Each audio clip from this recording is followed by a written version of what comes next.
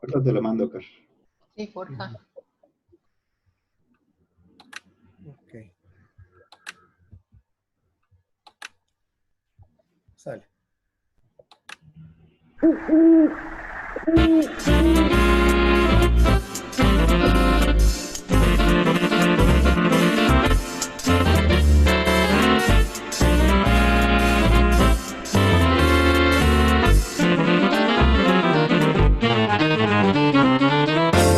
El Diván del Búho.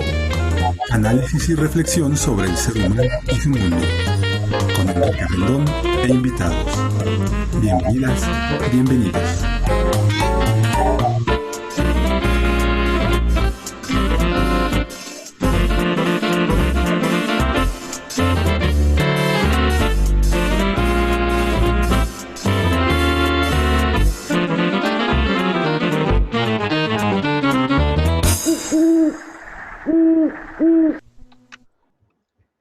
Muy buenas noches, tengan todas y todos ustedes. Estamos en una emisión más de nuestro programa, de su programa, del de todos nosotros, el Diván del Búho. Esta vez con un tema sumamente interesante. Vamos a hablar sobre un libro que tiene por título Mercado, Actualidad y Subjetividad, que ya desde entrada del título pues llama mucho la atención y sobre todo también para cambiar un poco los temas de la pandemia, porque ahora todo el mundo está haciendo lives, videos en YouTube, transmisiones, y todo tiene que ver con los tiempos de la pandemia, pero hay que cambiarlo un poquito porque la vida sigue, y entonces eso es un poco lo que vamos a hacer el día de esta noche, este día, esta tarde, según en la hora que nos estén viendo. Entonces, vamos a presentar un poquito porque la vida sigue. Por ahí hay un audio que se nos está metiendo. Vamos a ver. Esta noche, este día, esta tarde. Si tienes un Facebook ahí prendido, se está viciando el sonido. Entonces, nada más habría que moverlo ahí. Ya, ahí está ya. Perfecto. Muy bien. Pues vamos a presentar primero a Víctor Solís, un gran amigo ya hace muchos años, asiduo visitante también del Diván del Búho desde que estábamos en esta estación de radio por internet donde empezó el programa hace ya 8 años. Imagínate ya, Víctor, unos cuantos ayeres. Después continuamos el programa en casa de un servidor grabando audios y bueno, ahora pues estamos usando las redes sociales, Facebook, YouTube, que son como nuestras dos fuentes más importantes para transmitir. Pues bienvenido, Víctor. ¿Qué tal? ¿Cómo estás? Gracias, pues muchas gracias como siempre. Enrique ya, como bien dices, un nacido visitante de tu programa y pues con el gustazo de estar acá presentando este libro súper interesante que de confesar, ayer lo terminé de leer y bueno, tengo un chorro de ganas de comentarlo con nuestra invitada. Ok, pues muchísimas gracias, Víctor, también por la sugerencia, pues para poder tratar este tema.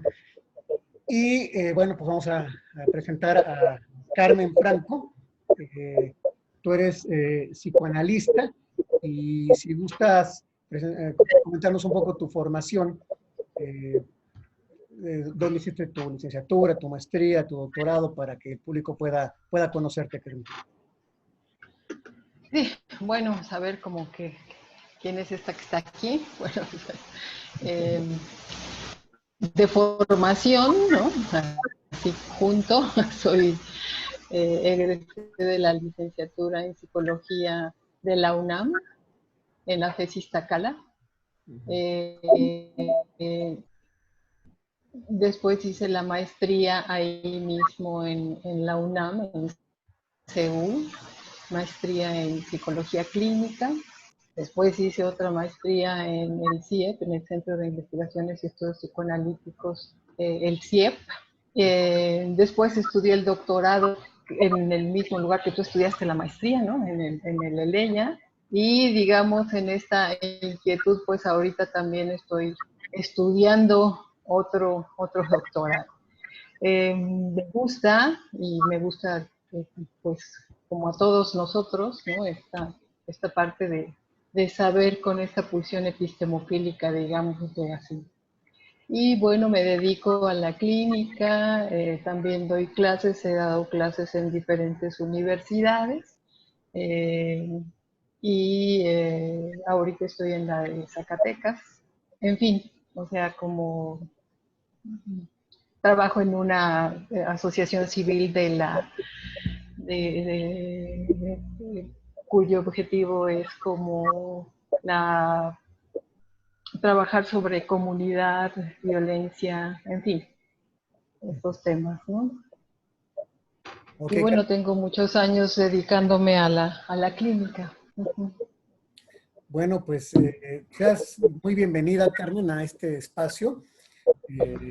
Pues Muchas eres una gracias, persona con una Enrique. gran trayectoria ya, maestrías, doctorados y sobre todo pues, la experiencia de vida y pues la experiencia que genera el contacto profundo con tantas personas con las que uno se topa en la vida, ya sea como pacientes, como colegas, como alumnos. Entonces, bueno, vamos a aprovecharnos de toda tu experiencia en el sentido de la palabra de que nos podamos aprender mucho de ti. Gracias también a las personas que están ya compartiendo nuestro video. Liv Guillem compartió el video. Entonces, pues también saludos a toda la gente que nos está viendo en este momento, en vivo. Carmen, entre muchas cosas también tienes la necesidad de escribir. Hay un libro que está publicado, que me gustaría luego poder tener en físico, que se llama Mercado, Actualidad y Subjetividad, que es el título de tu libro. Antes de que nos digas de qué trata el libro, yo lo que te quiero preguntar es, ¿cómo nace este libro? O sea, ¿qué te llevó a la construcción de esta propuesta? Ahora sí que dinos un poco el proceso de gestación de todo. Sí, sí, mira, en primer lugar, a veces pienso que llega tarde, otras veces como vienen las cosas veo que no está tanto, pero em, creo que surge de esta necesidad de analizar las cosas bajo la lupa teórica psicoanalítica, ¿no? Es decir, no solamente quedarnos, digamos, solo en el consultorio, sino todo lo que está sucediendo en el país, en el planeta, es digno de analizarse. Y si tenemos estos recursos teóricos, ¿no? Que nos confrontan, pues bueno, hay que utilizarlos y hay que ver qué puede decirse de todo esto, cómo puede analizarse todos estos fenómenos. Y eran tantos fenómenos, ¿no? Que están sucediendo en la actualidad, que bueno, pues no podía con todos. Y tuve que elegir, ¿no? O sea, no hay otra más que dejar a algunos fuera porque no se puede. Y bueno, para empezar, digamos, pues no hay otra manera, según mi punto de vista, que desde el malestar en la cultura, ¿no? Y entonces, bueno, o sea, a partir de allí, el malestar que está siempre presente, ¿no? Siempre presente, pues bueno, fue de ahí que empecé a ver estos y a seleccionar, digamos, estos temas, pero empezando, digamos, con el malestar en la cultura, ¿no? Que sería muy importante, ¿no? Que pudiéramos poner en contexto sobre todo a la gente que nos está viendo por primera vez o que el psicoanálisis es algo como novedoso para ellos. Para nosotros es como muy familiar hablar del malestar en la cultura, que es una de las grandes obras sociales de Freud, donde en términos como muy generales, Carmen, ¿qué es el malestar en la cultura? Sí, bueno, el malestar en la cultura, freudianamente hablando, ¿no? Freud nos habló de esta gran obra, como dices, como, bueno, esta imposibilidad, digamos, de estar en armonía con la cultura.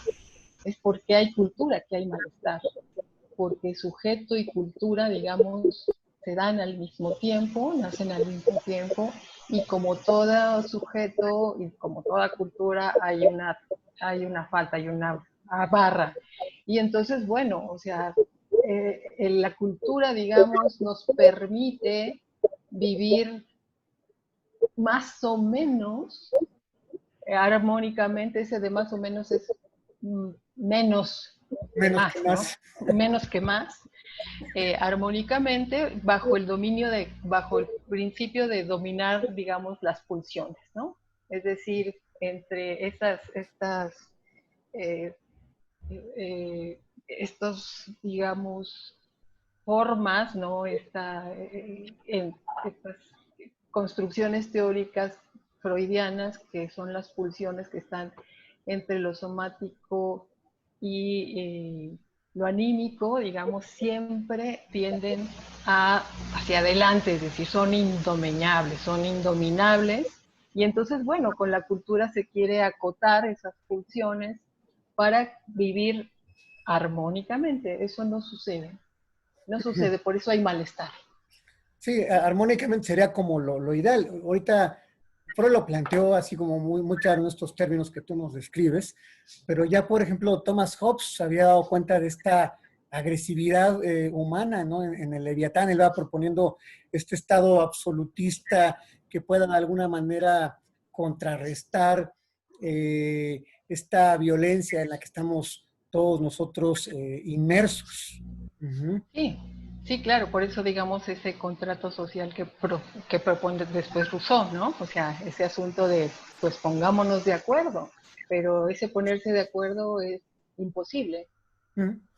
Seguimos sin ponernos de acuerdo, basta con hacer un paneo general de nuestra situación económica, política a nivel nacional o internacional y nunca estamos de acuerdo.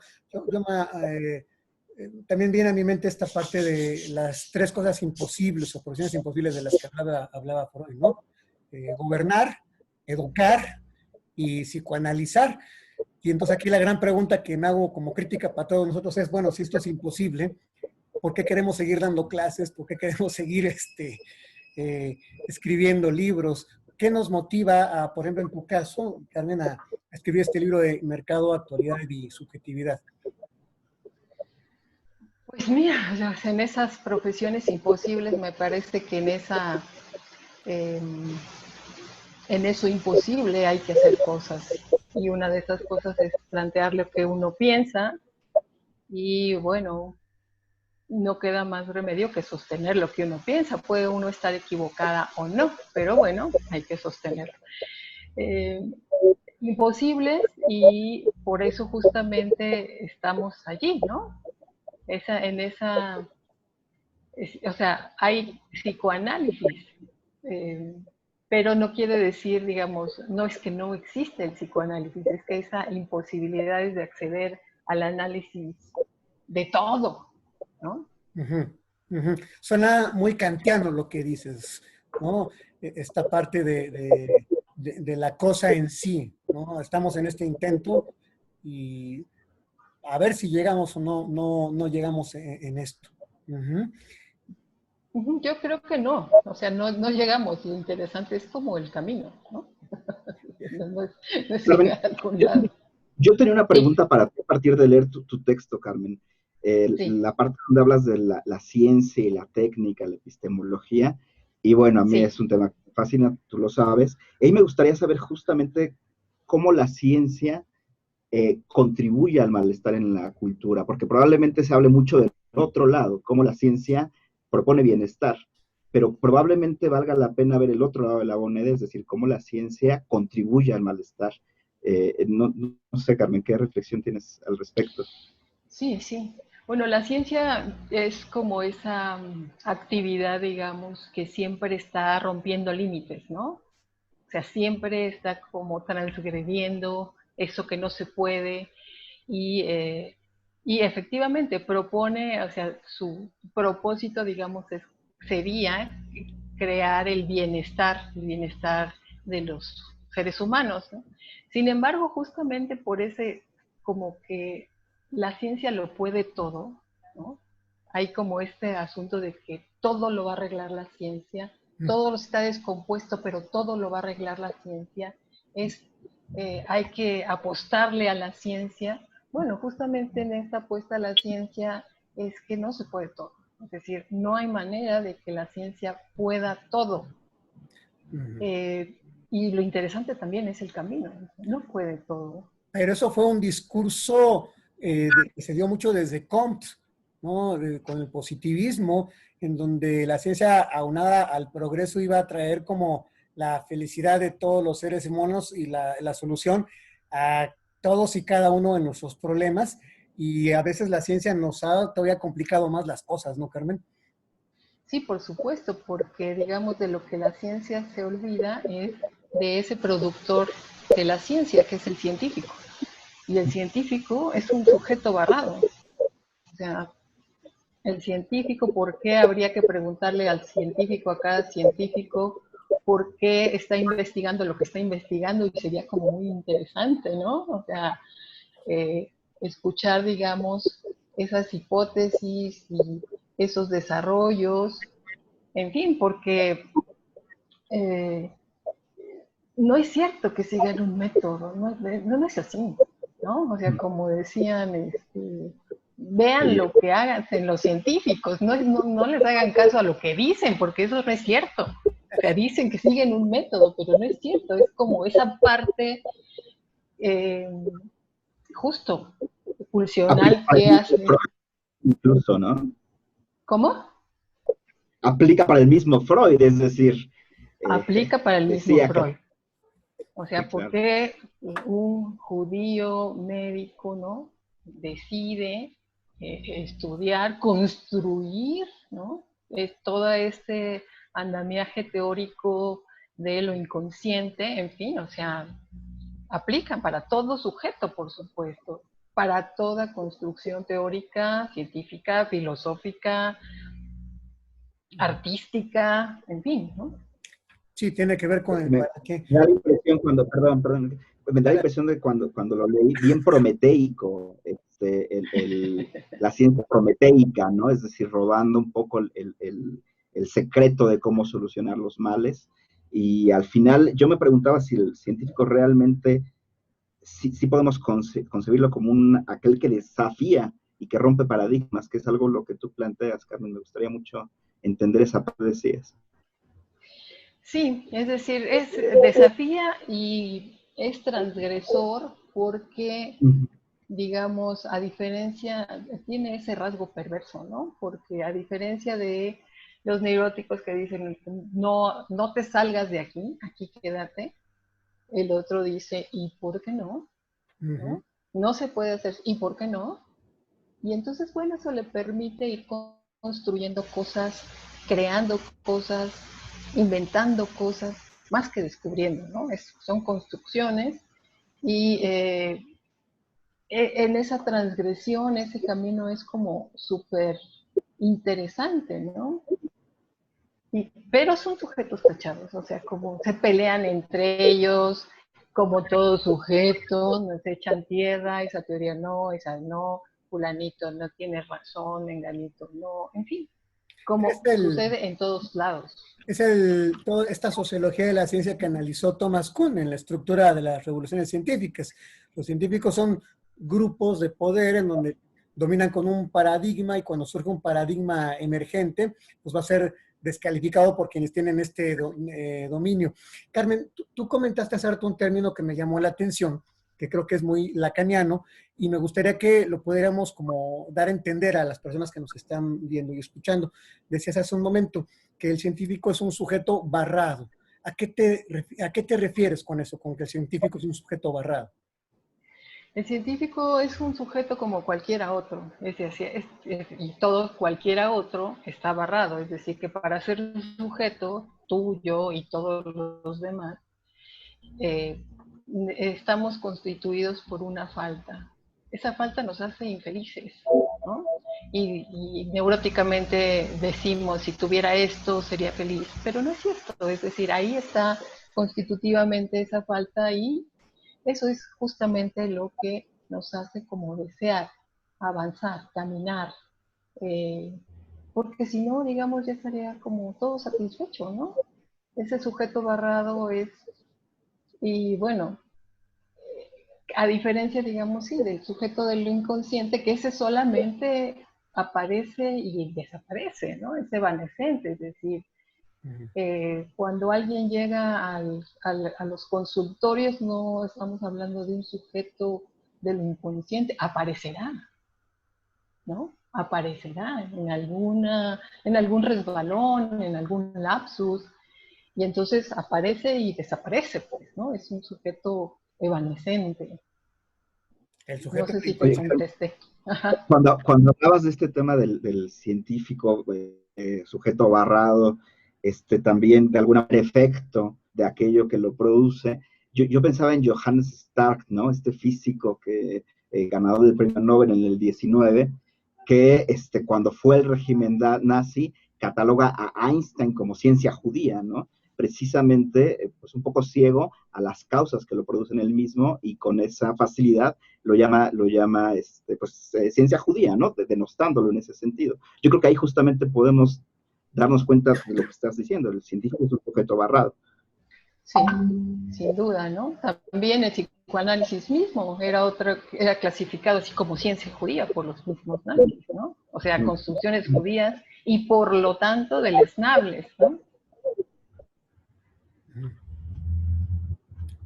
Ok, bueno, entrándole un poquito más a tu libro, Carmen, ¿por qué no nos comentas un poco, y al público que nos está siguiendo, de qué trata tu libro, de qué va? ¿Qué quisiste decir en todo esto?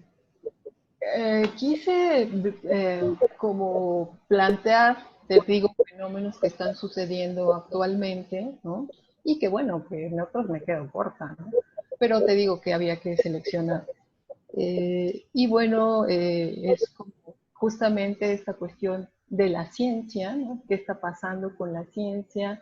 La ciencia no es esta visión como la visión de la ciencia que se tenía, digamos, en el siglo pasado, está totalmente rebasada, la de aquel científico solitario en su laboratorio, no, no, ahora son como esta Big Science, ¿no? O megaciencia que está con un objetivo muy, muy, muy particular y hay cientos de científicos, de corporaciones para lograr un objetivo determinado.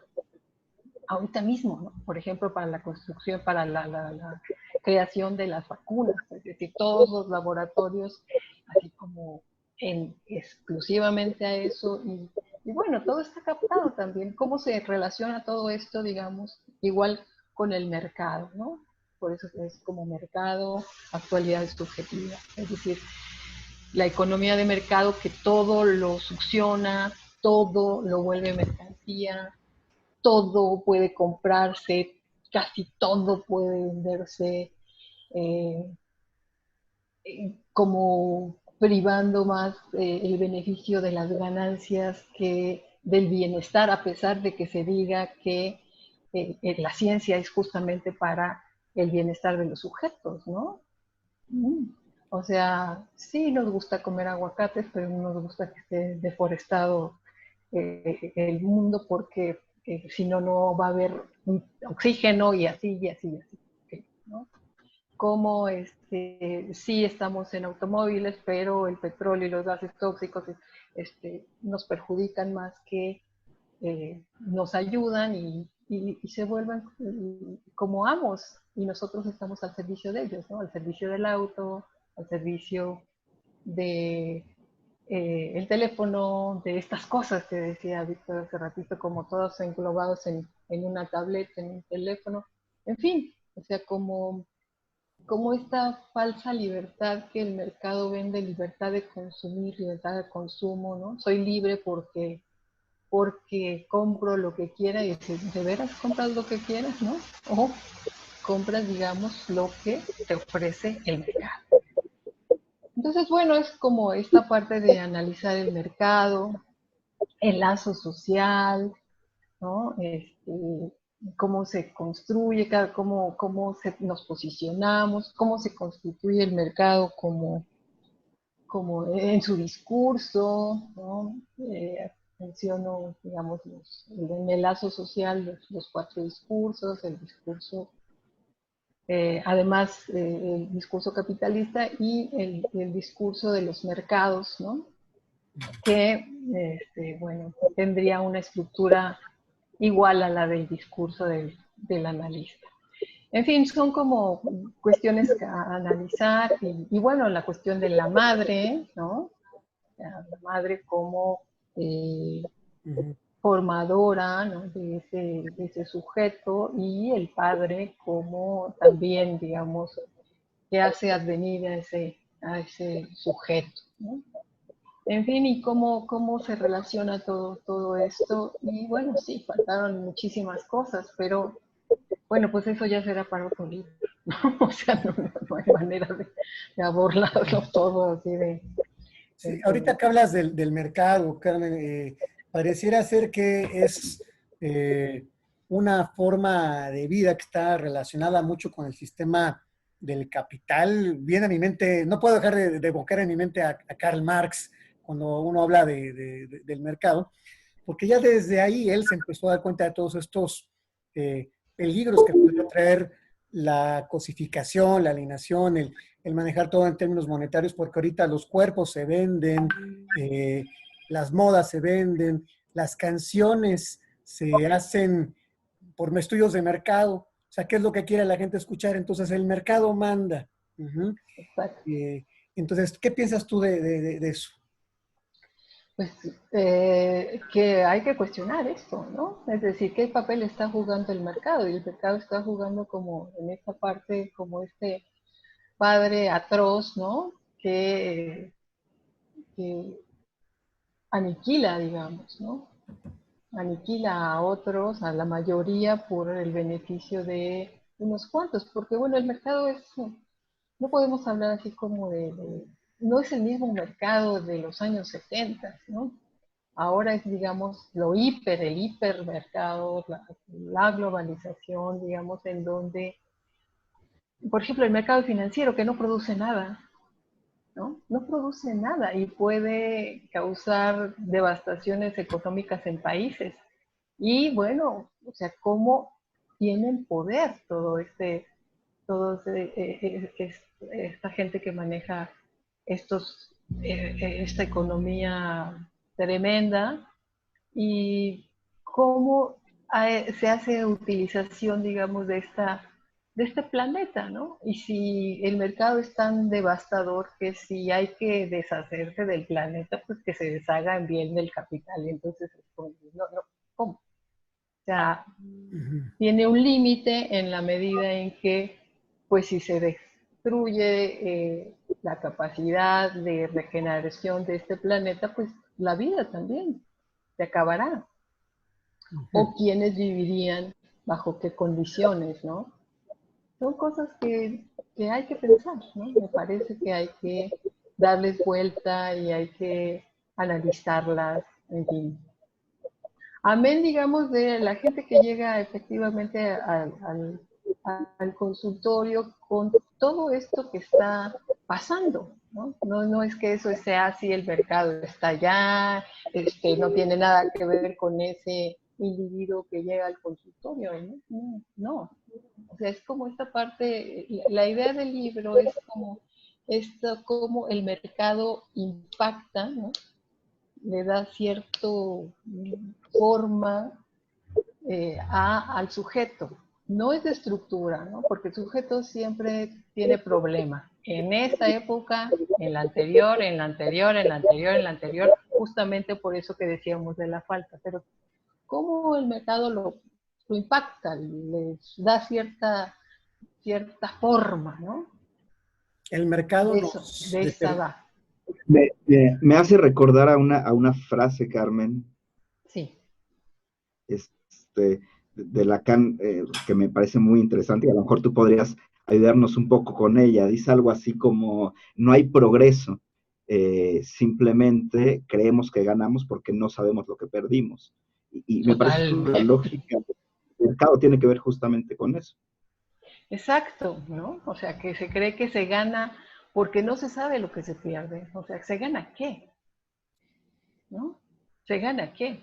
Y es esta lógica capitalista como si fuera ese gran satisfactor que cubriera esa falta, ¿no? Tengo el aparato con más memoria, tengo mi palo el más grande, tengo el coche más veloz, tengo el auto más nuevo. Cuando, bueno, pues a los 6 meses ya estás obsoleto, ¿no? Entonces el que Un sigue rostro del y el que sigue. falocentrismo, ¿no? ¿Mm? Un rostro del falocentrismo y del falocratismo.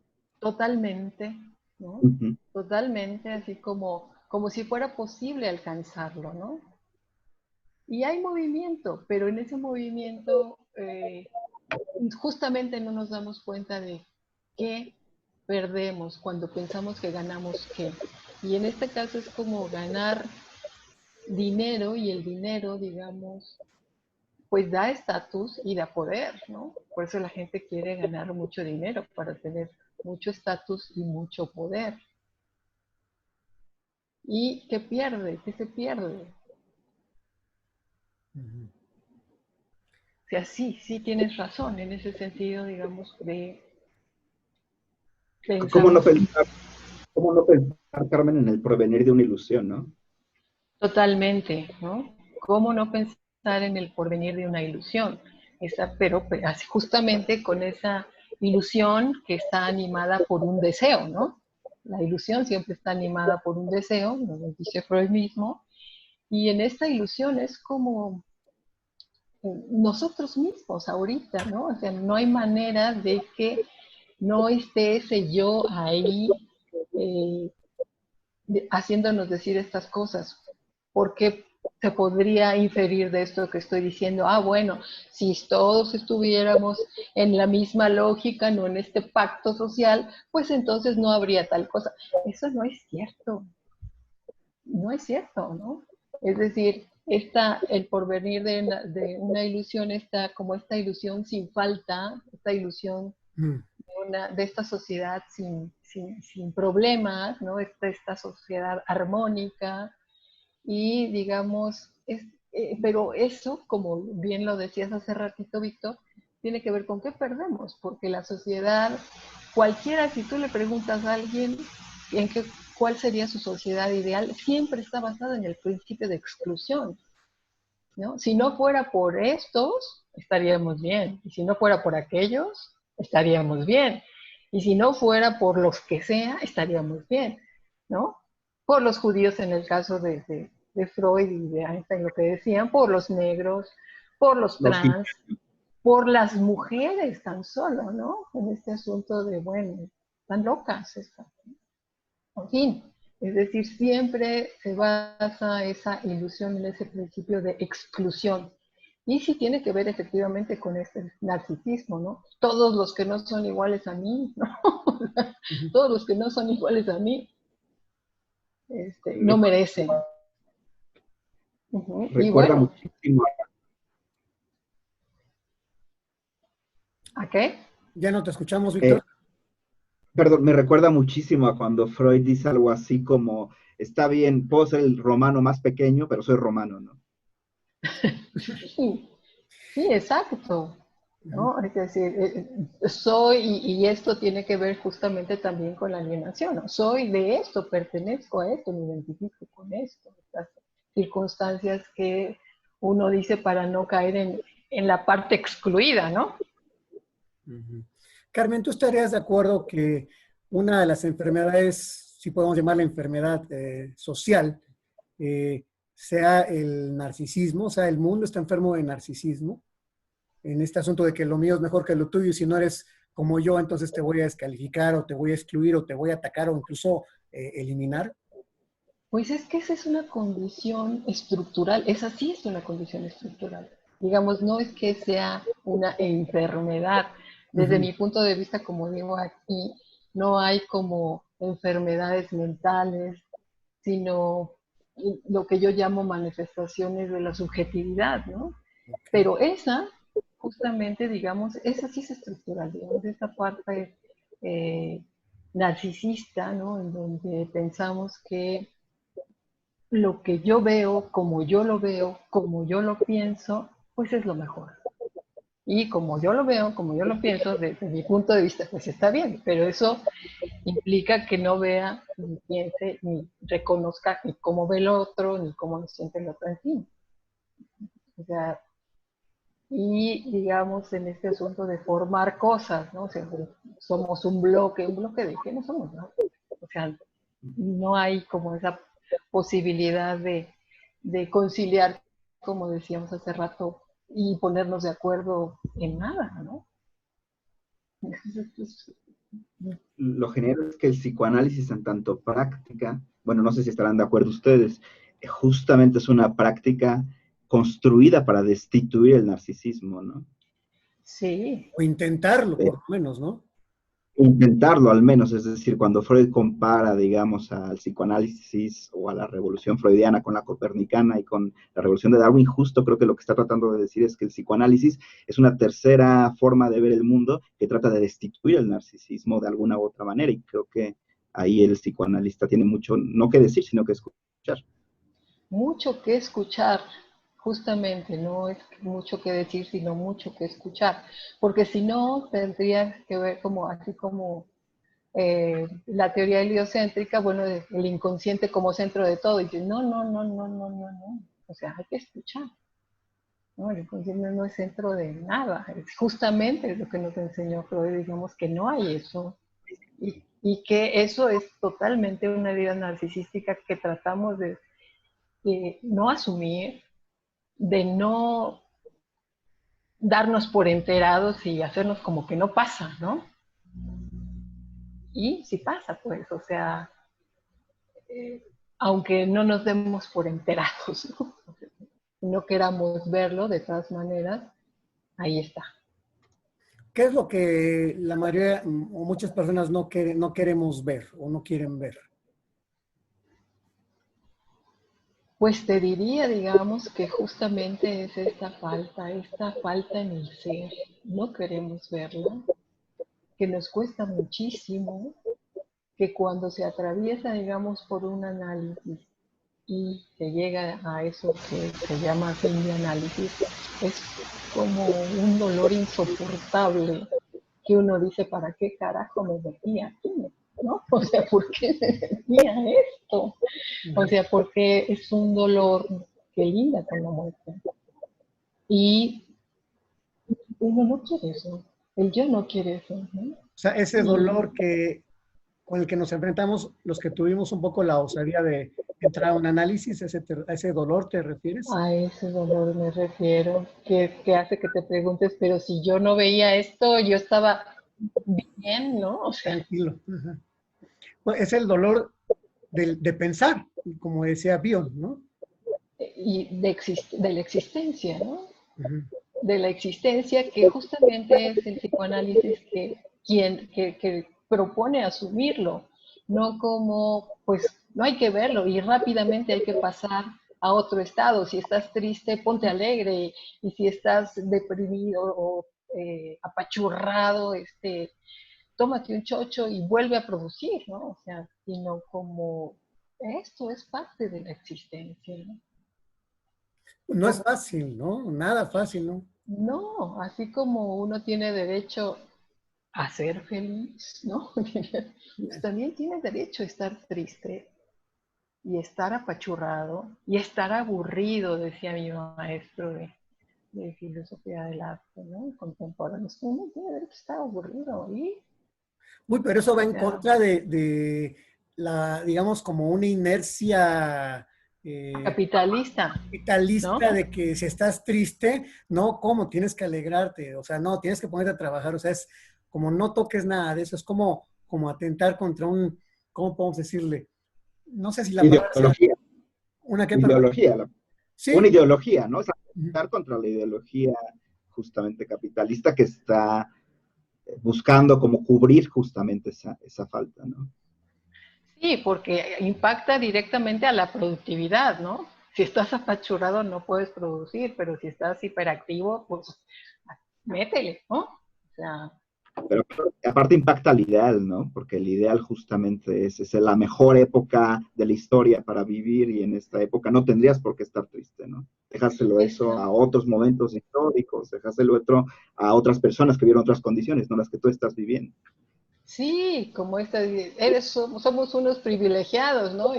Y como yo digo ahí, ya Como está, de, ¿no? digamos, la angustia existencial es la misma, digamos, que del sujeto de la comunidad primitiva que hablaba, que el astronauta o la gente de la esquina. O sea, No, no, eso es estructural, eso sí es estructural y digamos, eh,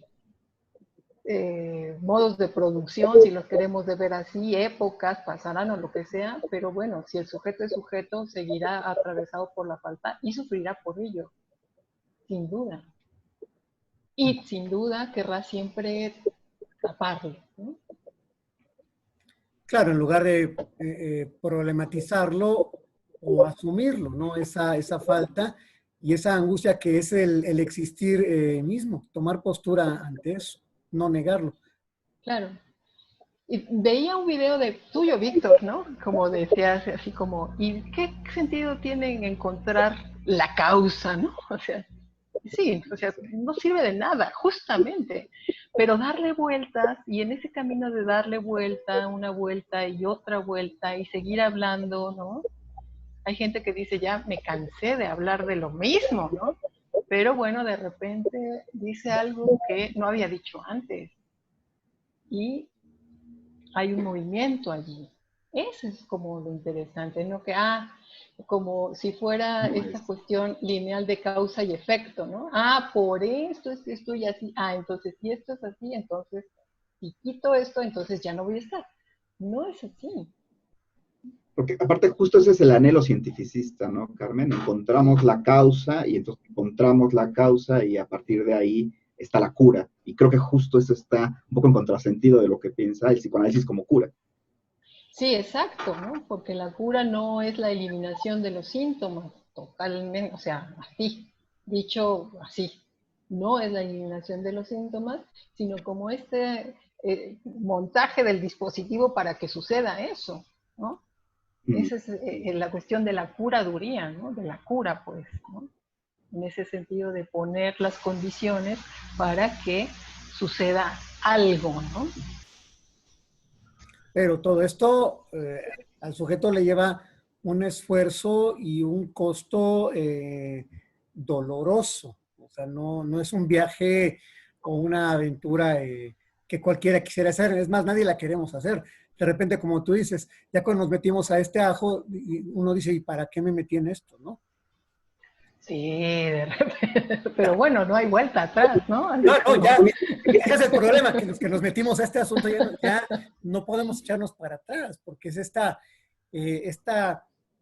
pues no sé, conciencia o darse cuenta, porque cuando te percatas de algo ya no puedes hacer que no lo viste, que no está, ¿no?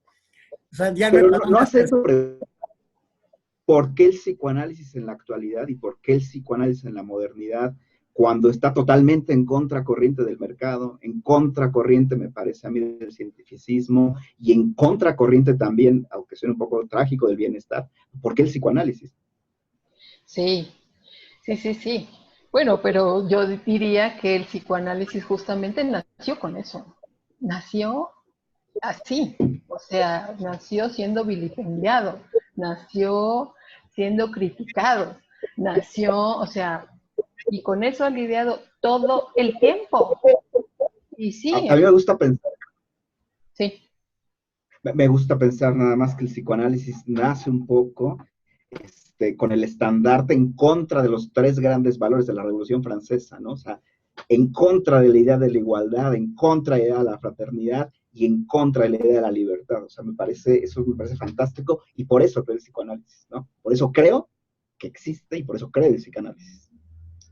sí, sí, sí, totalmente. O sea, si ves desde ese punto de vista, me parece efectivamente muy, muy agudo, ¿no? Esta cuestión de cuál libertad, cuál igualdad, ¿Y cuál cuál fraternidad? fraternidad, ¿no? O sea, pero digamos, en ese asunto también podemos pensar juntos. Y eso es otra cosa, ¿no? Pensar juntos, que no significa pensar lo mismo. ¿No? Pensar, porque bueno, cuando todo el mundo piensa igual, nadie piensa, ¿no? Podemos decir que cuando todo el mundo piensa igual, es que nadie piensa. Entonces, bueno, pero pensar juntos, pensar con otros, porque si yo pienso sola, como Deserto dice, ¿no? Pues yo como que me doy como perro dándose, mordiéndose la cola, ¿no?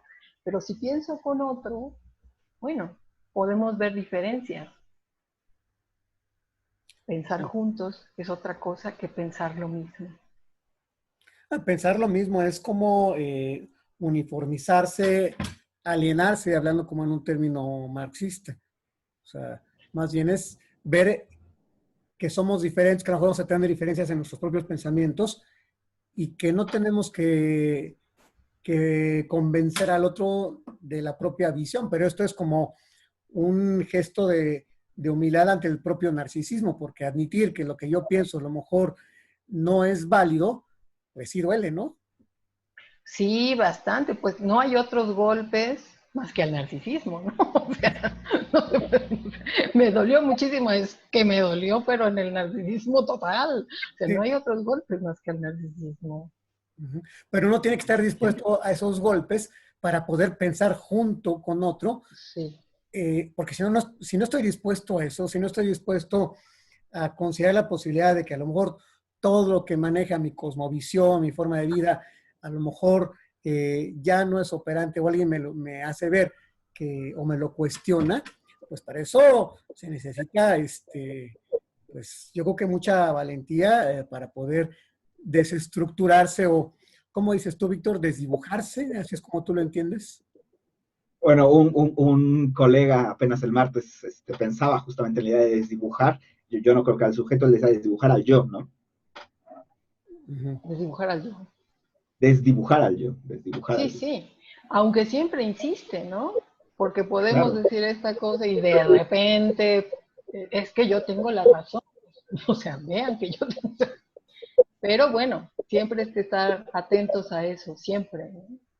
Y es estructural, ¿no, Carmen? Como decías, o sea, esta insistencia Totalmente. por reorganizarse, por generar cierre, por generar totalidad y por obturar la falta es estructural, ¿no? No es algo contingente, digamos, hasta incluso es necesario.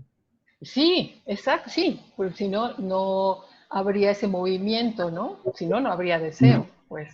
mm, O sea, es porque hay falta que hay deseo. Y sí, mm. es estructural y bueno, sí, o sea, con esa posibilidad y con esa imposibilidad de armonía, ¿no? Y pues uno puede pensar qué triste, ¿no? Pero, o sea, es mejor pensar que triste a tener como esas falsas ilusiones, que el yo siempre dice, pero ¿qué tal? Sí, sí, ¿no? Claro. Pero ¿qué tal? Sí, sí. Es dejar de engañarnos como un acto de sinceridad, como lo planteaba Meltzer, pero no es sencillo, no nos gusta, ¿no? No, de ninguna manera. A ver, esto me constituye y esta versión, este discurso que me construí de mí durante tantos años resulta que es una ilusión, por ejemplo, ¿no? Pues eso no cualquiera está dispuesto a, a pagar ese dolor de asumir esa postura, ¿no? Pero es la única manera que Sí, uno puede transformarse. tan solo la pregunta, ¿no? ¿Quién soy yo? O sea, ¿es eso que me han dicho que soy? ¿Es eso que hago bien? ¿No? O sea, hay una multiplicidad, digamos, de respuestas ante eso y de posicionamientos ante eso, ¿no? Y bueno, pues es una búsqueda. Es una pregunta súper ontológica que solo el sujeto podrá responder. Pero esto que tú estás diciendo, el mercado o el capitalismo, el sistema económico, no nos permite esto que estamos ahorita platicando los tres. No, porque es así como el sujeto más serializado, ¿no? O sea, estudia, sobre todo las clases medias, ¿no? Terminas la primaria, secundaria, preparatoria, universidad, trabajas, te casas, tienes hijos, tienes una casa, tan, y entonces habrás sido como muy feliz, ¿no? De acuerdo a esos mandatos que no están como claros, ¿no? Pero ahí están, que no están Lo que explícitos. a mí me da la impresión, Carmen, que justo en tu libro tú haces énfasis en esta idea de las nuevas épocas, más que de la hipermodernidad o de la modernidad, hablas de las nuevas épocas, ¿no? Y realmente me parece que justo esta ideología, digamos, del mercado, hoy es lo que nos permite, digamos, no ver nuestra falta, pero creo que valdría mucho la pena decir que siempre ha habido alguna forma de ideología que no permite observarla, ¿no? No es algo que pertenezca, digamos, estrictamente a la época en la que estamos viviendo, sino que siempre ha existido alguna forma muy particular de, digamos, lo voy a decir en términos lacanianos, de engranaje significante que no permite ver la falta. Eso Totalmente. Totalmente, digamos, eso es como una parte que sí trabajo al final, ¿no? Como esta recapitulación. O sea, no es por el mercado, no es por el capitalismo, no es por esto tiene como sus impactos, digo, ¿no? Pero desde el que sujeto es sujeto, estructuralmente está agarrado, sufre, ¿no? No hay manera de que no. O sea, de una forma, de otra, de otra, de otra, de otra, pero no hay manera de que no lo sea. O sea, por eso digo que la angustia de aquel sujeto del comunismo primitivo, por ponerle alguna época, ¿en cuál sería la diferencia del astronauta, no? Ah, es que ya debe ser más feliz porque ya hizo viajes al espacio. O sea, ¿por qué? Pues es el discurso que nos compramos del progreso, ¿no? Que en la medida que el ser humano vaya progresando va a alcanzar y seguimos igual. Es como, bueno, esta película de Stanley Kubrick, ¿no? De Odisea en el espacio, ¿no? ¿Qué diferencia hay entre estos simios que están en un pleito entre tribus a una nave espacial o cuando el ser humano puede viajar a otros planetas? Exacto, digamos, esa cuestión de agresión, ¿no? No de fraternidad, sino de agresión, de pleito, es la misma, ¿no? O sea, no hay manera. Y el ser humano será ser humano así, pero eso es muy difícil de aceptar. Porque Claro. siempre así como está esta ilusión de que en una fase más avanzada entonces lograremos dirimir nuestras diferencias y entonces todos podremos ser felices. Y dices, ¿neta? No. Sí, porque No es esto así. tiene que ver también con el discurso de la palabra civilizatorio. O sea, alguien civilizado es alguien que puede convivir con los demás, que domina sus pasiones, y es un mito que seamos más civilizados ahora que hace 40,000 años. Seguimos siendo los mismos. Totalmente, y este mito de civilizatorio que fundamentalmente es un mito europeizante, ¿no? O sea, el sujeto apenas tiene, o sea, el sujeto, digamos, para la filosofía apenas tiene unos cientos de años, ¿no? Y es este sujeto blanco europeo, o sea, no es así como el sujeto, es muy europeizante todo esto, esta cuestión de la cultura europea y somos cultos, sí, tiene que ver con este eurocentrismo, ¿no? Que también es bastante cuestionable. Pues sí, sí, totalmente, ¿no? Ahora, a mí me gustaría preguntarte, Carmen, ¿por qué escogiste como estos tres conceptos, o sea, en la relación, ¿no? Mercado, actualidad y subjetividad. ¿Cómo se van conectando unos con otros? ¿Cómo son estos, cómo se conectan estos significantes, esta cadena de palabras? Pues bueno, tiene que ver, digamos, bueno, había como otras posibilidades, ¿no?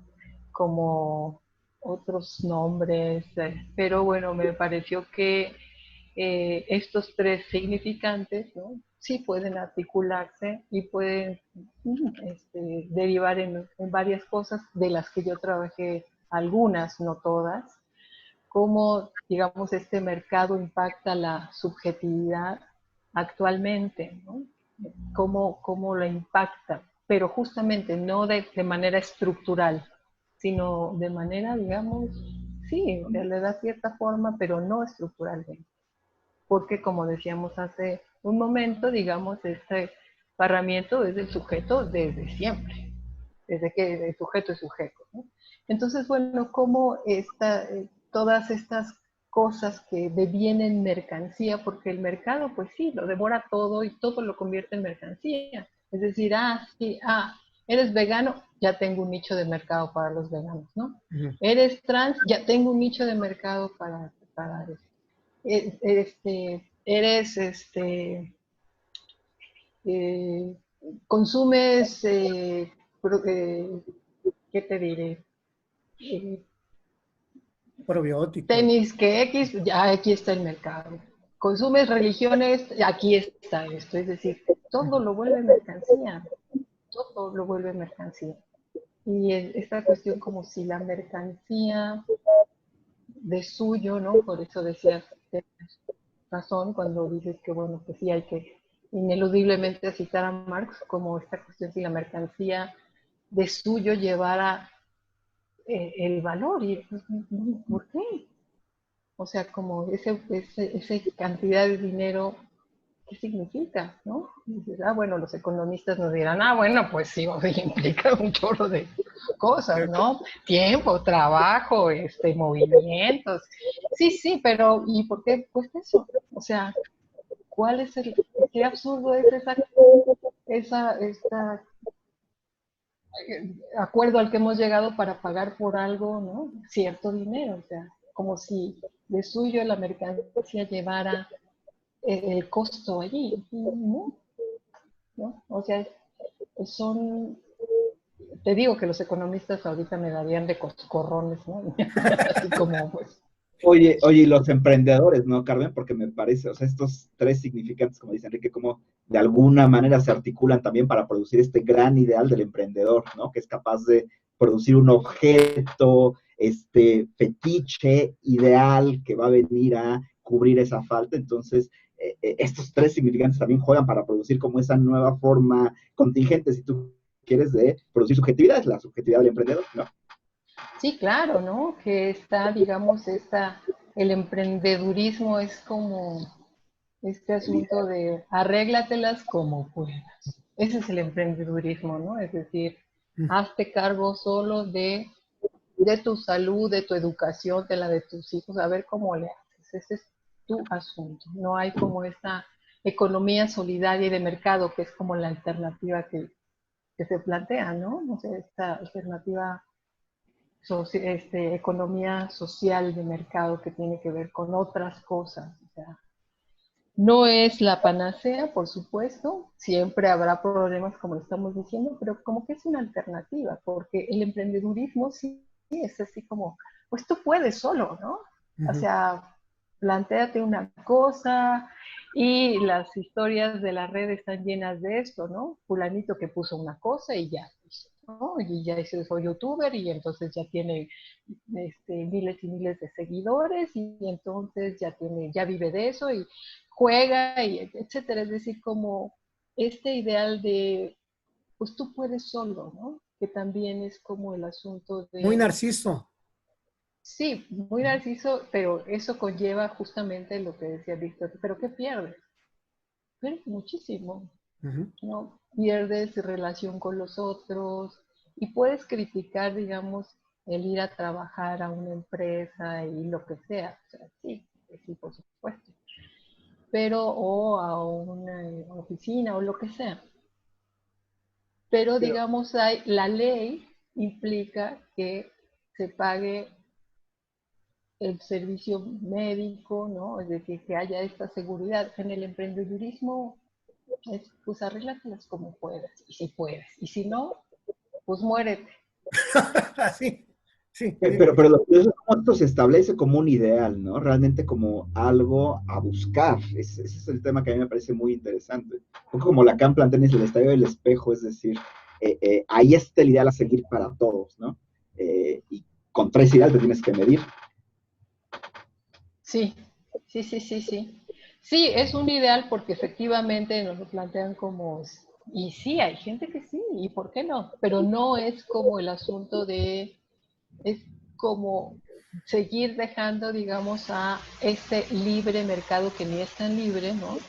O sea, Bueno, en donde el sujeto que puede emprender, o sea, de la nada, estamos hablando del emprendedor que tiene 25 pesos y lo sabe, no del emprendedor que hereda la fábrica, ¿verdad? No del emprendedor que le dicen toma esta cantidad y construye. No, estamos hablando del emprendedor que está desde abajo. Si hay este ideal de puedo hacerlo, ¿no? Y sí hay gente que lo logra. Y eso tiene que ver, digamos, sí también con su subjetividad, ¿no? ¿Qué es lo que hace que unos sí y otros no? Eso sí tiene que ver con la parte social, por supuesto, pero mucho más tiene que ver con la parte personal propia, Ujú, ¿no? ujú. Ay, Es que Víctor, ya te habías me congelado, espantaste, ¿verdad? Estoy de me vuelta. espantó. Me congela el tema del emprendedurismo, la verdad es que me da un poco de pánico. Sí, sí, sí. Sí, hay que poner un emprendidurismo. Ay.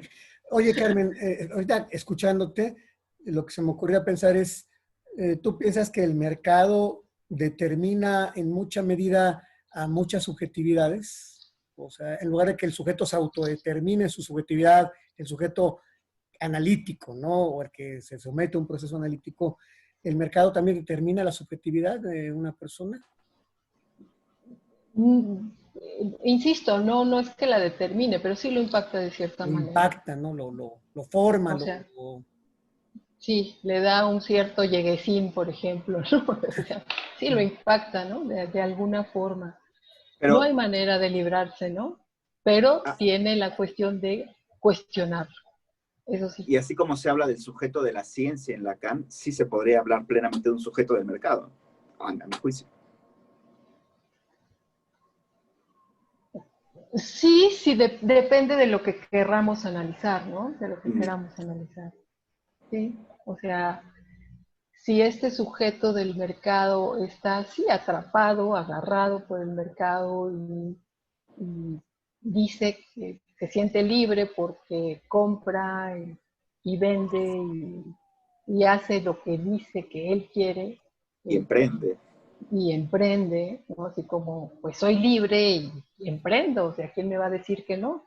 Soy tan libre de competir como el Slim, sí, igualito, ¿no? O sea, igualito, tienen los mismos recursos, las mismas relaciones, lo Suena mismo, o como sea, una ilusión, Carmen, o sea, como un engaño. es lo que dice Víctor, Ujú. exacto, es como esta parte aspiracional, ¿no? De esta ilusión de sí se puede, ¿no? Este asunto del sí se puede, que es tan particular, pero no solamente de los mexicanos, ¿no? Pues, sí, sí se puede, o sea, como esta ilusión, ¿no? Y que nos mete en un problema muy, muy grave, ¿no? Porque eso quiere decir que cuando el sujeto se da cuenta que no puede, que le vendieron la idea con el emprendedurismo, cualquier otra cosa, y se da cuenta que no puede, pues ahí viene una frustración y quizás un enojo mayúsculo, ¿no? Contra quien se deje, ¿no? Porque a mí me prometieron que iba a poder y ahora veo que no puedo. Ujú. Sí, sí, sí, sí. Y bueno, pues ahí es cuando la falta se muestra, ¿no? No se puede todo, ¿no? Pero sí se puede algo, ¿no? Ah, Y pero bueno, qué trabajoso es eso, Carmen. No se puede todo. O sí, sea, bueno, tú y yo lo estamos platicando así sí, como si fuera facilito, ¿no? Así de, sí, no se puede todo, eso está muy, como muy asumido. No, cuesta bastante dolor, ¿no? Asumirlo. sí, como cuando uno dice, ya no pude hacer este proyecto en mi vida o realizar esta situación por mi limitación física, social, de edad, económica. O sea, aceptar que se llega a ese límite que no lo puede uno, pues no es fácil, ¿no? Porque la cultura y el sistema económico nos lleva a decir, tú puedes, y sobre todo, por ejemplo, también algo que yo critico mucho, Carmen, es esta, no sé cómo llamarlo, ideología de que ten cuidado con lo que pienses porque el universo conspira para que se realice. No es cierto, es una mentira mayúscula, ¿no? De que ya lo decreté en mi mente y entonces se va a realizar y se va a materializar. Es un engaño, según yo, ¿no? Pero es también como algo que... Sí, bueno, es como esta necesidad de que haya otro grande sin falta, llámese universo, Dios, que porque es todopoderoso y ese sin falta, ¿no? Se llame como se llame, Ujú. puedo sumarme a él, ¿no? Y entonces este, va a hacer que eso suceda, ¿no? pero justamente es esta necesidad de que haya algo que no se caiga, pero todo se cae. Algo que no sé Que, qué, perdón. que no se caiga, ¿no? Ujú. Algo que no tenga falta, algo que permanezca. Y es súper doloroso porque todo se cae. Y Ujú. entonces, bueno, se crean las religiones, se crean eh, estos otros grandes como el destino, Dios, el universo que conspira a mi favor o en mi contra, ¿no? Y entonces, bueno, así como, pues las redes son bastante graciosas en eso, ¿no? Cuando dices, pues al universo le vale kilómetros, años luz, ¿no? Lo que tú estés pensando, o sea, Sí, ¿de dónde se saca que el universo conspira para materializar lo que uno está pensando? O sea, no hay nada más narciso que eso, por decirlo de alguna forma, ¿no? de alguna forma, sobre todo, digamos, con estas longitudes y medidas astronómicas, ¿no? Si nuestro planeta es un punto más que grano de polvo comparado con otras estrellas y universos, bueno, nosotros no estamos en el mapa, punto, ¿no? O sea, Ujú. Bueno, pero esto ha sido como y ha sido precisamente el trabajo que ha costado admitir que no somos el centro de nada, ¿no? Esa es la exacto. cuestión, ¿no? Y entonces llegamos a la posmodernidad en donde pues todos los referentes están, pues quién sabe en dónde, porque no hay centro como tal. Hemos perdido ahorita, a ver si lo podemos recuperar. Sí, que se congeló primero y luego ya Se no nos, está. se nos fue, A pero bueno, ver si ahorita ahorita esperemos regresa. que lo podamos regresar, ¿no? Yo creo que tú tocas temas pues totalmente actuales, como tú lo pones, ¿no? ¿Cuál es la actualidad de nosotros como seres humanos? No hablando de México, sino el ser humano como tal, ¿no? ¿Cuál es nuestra actualidad? Y parece que estamos igual que hace 40,000 años en cierto sentido, ¿no? Yo creo que cuando tú dices que estamos igual es un sentido ontológico, no sé si esa sea la palabra, óntico, eh, más que una cuestión de tipo material, ¿no? En eso, bueno, por supuesto que hemos tenido cambios de vida. Sí, sí, claro. Hemos tenido cambios de vida y decimos, ah, bueno, la tenemos fácil con respecto a otras generaciones, sí, en términos quizá de actividades, pero no en términos estructurales, ¿no? Y quizá, digamos, pues ni tampoco en términos de actividades, es decir, era lo que había que hacer y se hacía, como ahora es lo que hay que hacer y se hace. No, no, no es así como, ah, cómo sufrían. O sea, 20 generaciones después de nosotros, quién sabe qué habrá. Y si ven hacia el pasado, dirán, ah, cómo sufrían estos del 2020. Sí, o sea, pero en términos estructurales, pues, no en términos de actividad, ¿ah? Porque se cansaban mucho, hacían mucho. No tiene que ver, digamos, con eso, ¿no? Ujú, ujú, ujú. Sí, entonces aquí la problemática que se plantea es las personas hacen lo que hacen como porque se tiene que hacer, porque así se ha acostumbrado, por generaciones o porque es lo que toca. Y el problema es cuando de repente uno se atreve a preguntarse a sí mismo, ¿y por qué estoy haciendo lo que estoy haciendo? ¿Para qué? Es correcto, es correcto. Es decir, cuando uno puede preguntarse esas cosas de por qué estoy haciendo lo que estoy haciendo,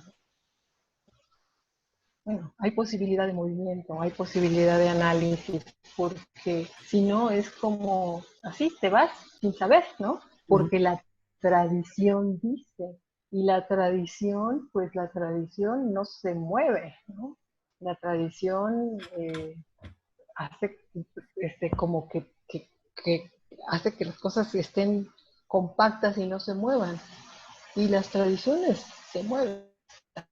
O sea, la tradición lucha por quedarse en un lugar y el movimiento por moverse. Entonces, bueno, eh, si no nos detenemos a pensar por qué hago lo que hago, pues nos vamos ciegos haciendo lo que hacemos sin pensar, sin cuestionarnos, sin decir si quiero hacerlo, no quiero hacerlo, sino simplemente porque hay que hacerlo.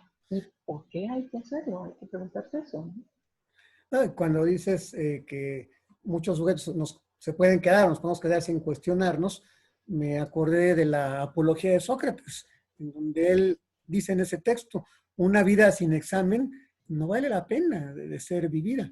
O sea, una vida en donde uno no tiene como un proceso de introspección, de cuestionamiento, de a lo mejor sigo haciendo lo que he hecho en mi vida todo el tiempo, pero vale la pena pensarlo, vale la pena eh, parar y ver por qué uno lo está haciendo. Sí. Uh-huh. No todo el mundo lo hace, ¿no?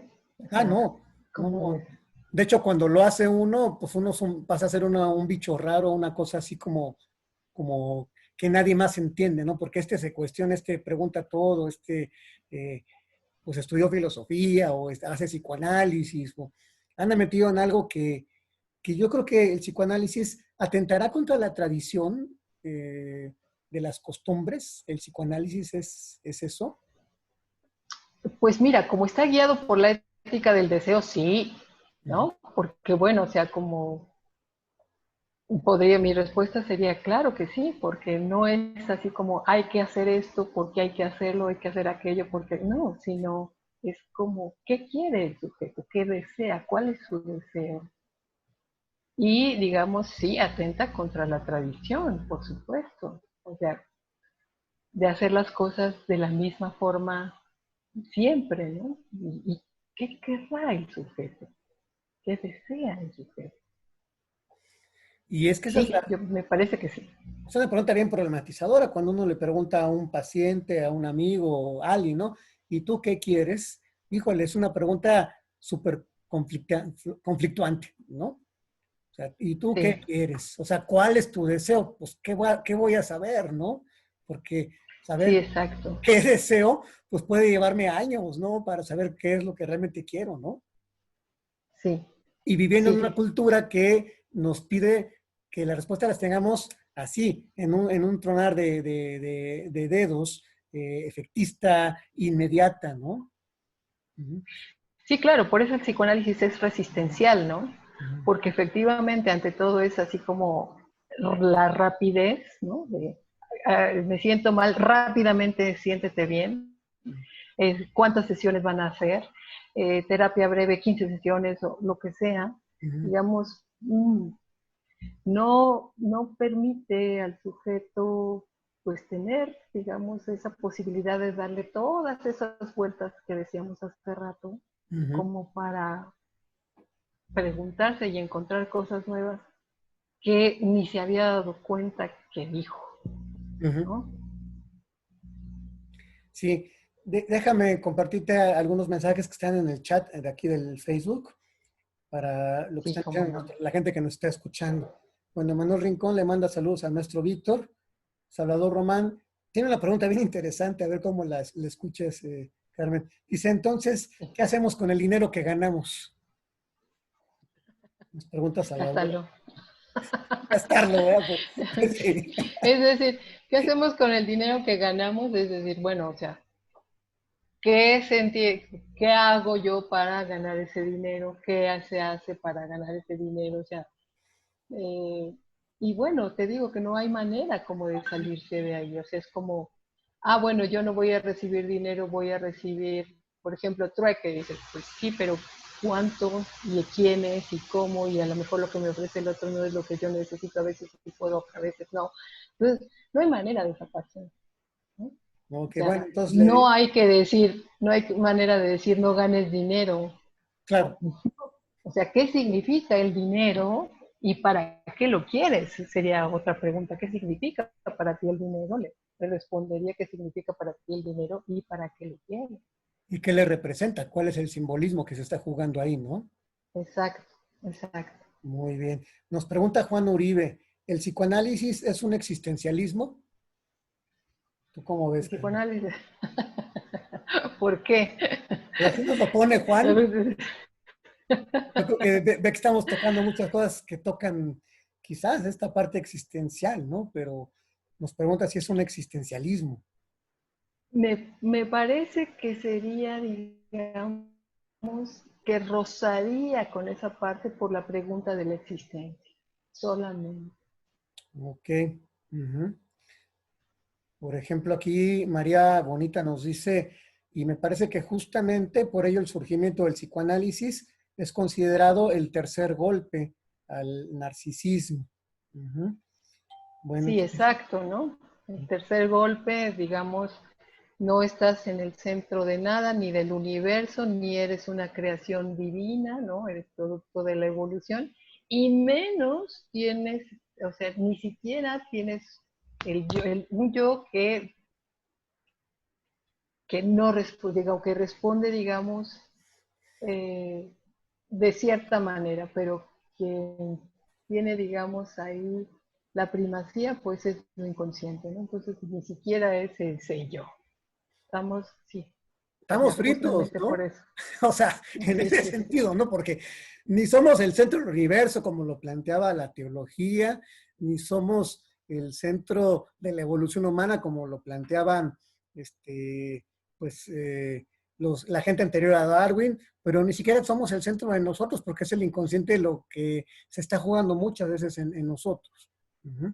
Este, Sí, sí, sí. esta cosa en sí de la que habló Kant y bueno, ya después Schopenhauer y posteriormente Freud dijeron, pues hay fuerzas que están ahí que son las que verdaderamente están jugando lo que nosotros verdaderamente somos. Y pues más nos vale verlas, más nos vale en el sentido de si queremos entender qué pasa pues, un poco con uno, ¿no?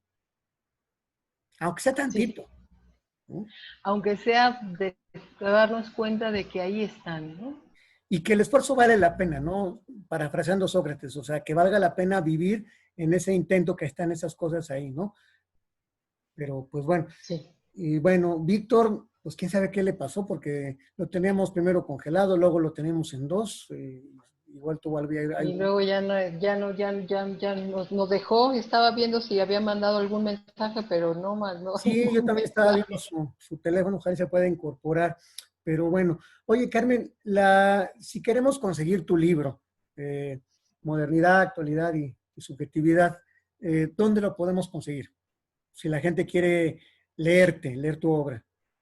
Ajá, mira, no está en librerías. Me agarró el libro en medio de la pandemia, ¿no? Ok, O sea,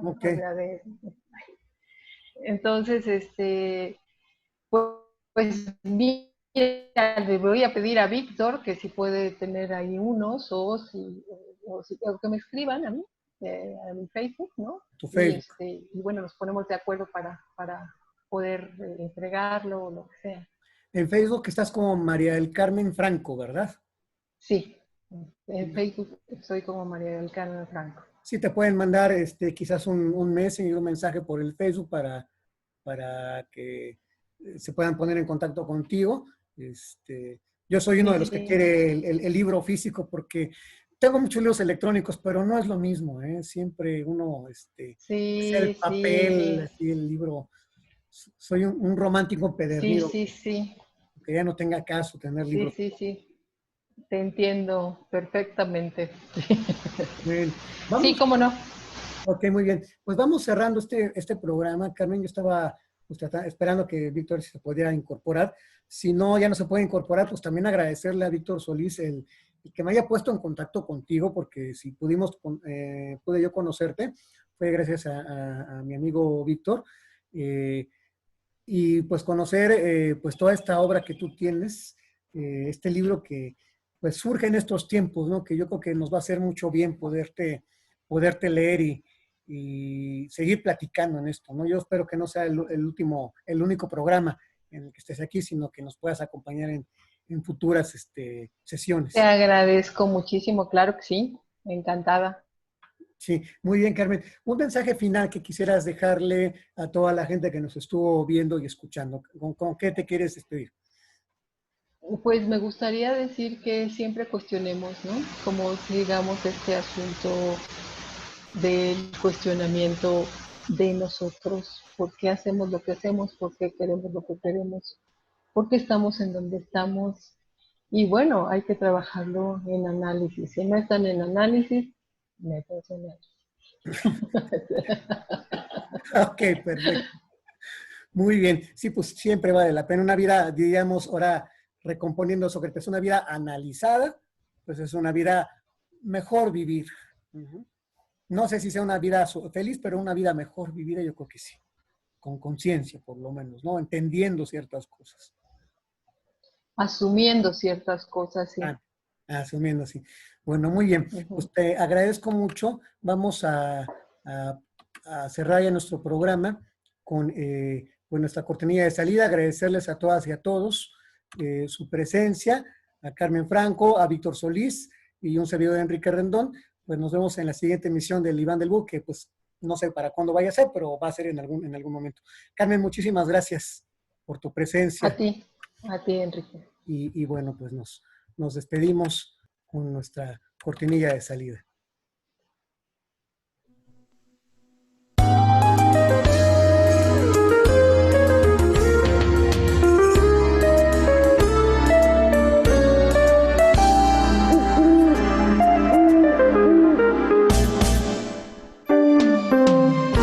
Gracias por escucharnos en el Diván del Búho. Los esperamos la próxima emisión con Enrique Rendón e invitados.